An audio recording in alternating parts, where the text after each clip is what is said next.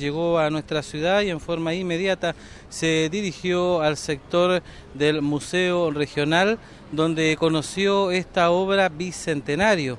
En ese lugar conversó con los medios de prensa.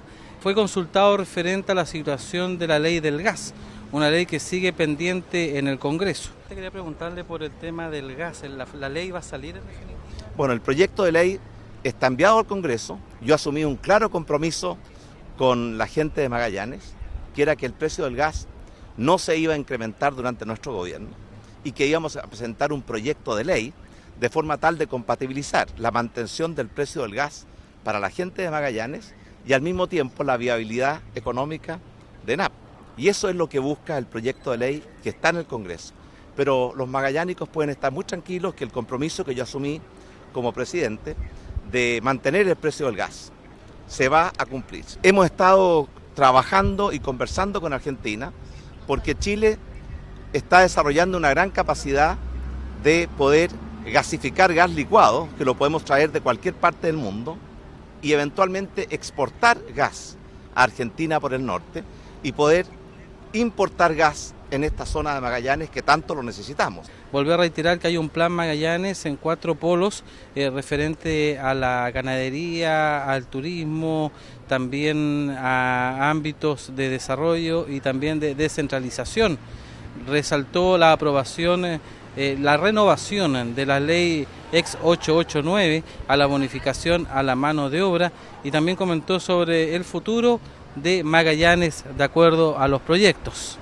Esta es una región que creció más de 9% el año 2012, una de las regiones de mayor crecimiento en Chile, que logró alcanzar una tasa de desempleo del 4,3%, uno de los desempleos más bajos de Chile, que al mismo tiempo logró reducir la pobreza a un 5,8%. Hemos logrado crear casi 8.000 nuevos puestos de trabajo durante nuestro gobierno. Y además de este avance en materia de crecimiento, empleo, reducción de la pobreza, también estamos avanzando en muchos otros frentes. El presidente de la República también fue consultado referente a la matanza de perros ocurrido en la ciudad de Punta Arenas. Rechazó esta situación, al igual que los destrozos a la iglesia catedral. El tema de la matanza de los perros, ¿qué le ha parecido el tema de la matanza de los perros que ha ocurrido en Punta Arenas los últimos años? Bueno, lamentable. Creo que lo que se hizo con esta matanza de perros es algo que no corresponde.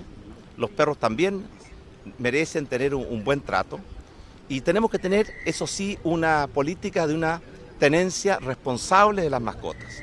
Porque también es verdad de que cuando los perros están sueltos, sin ningún control, sin ninguna persona que se haga cargo de ellos, pueden producir muchos daños. En esta ciudad de Punta Arenas hay cientos de mordeduras a seres humanos todos los años. Y también los perros a veces pueden transmitir muchas enfermedades.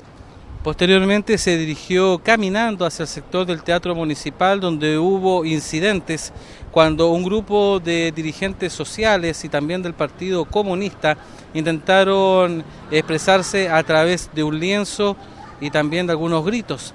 En estas imágenes observamos cómo Carabineros actuó de acuerdo a órdenes superiores en el propósito de detener a alguna de estas personas, entre ellos al presidente del Partido Comunista, Claudio Aro. Escuchemos las palabras del detenido, también del representante de la Asamblea Ciudadana, José Hernández, y también de una de las dirigentes del Partido Comunista. Con esta represión de la democracia que dice la derecha que existe en nuestro país, esta es la manera que tiene nuestro pueblo de manifestarse hoy día y cómo reprime la fuerza.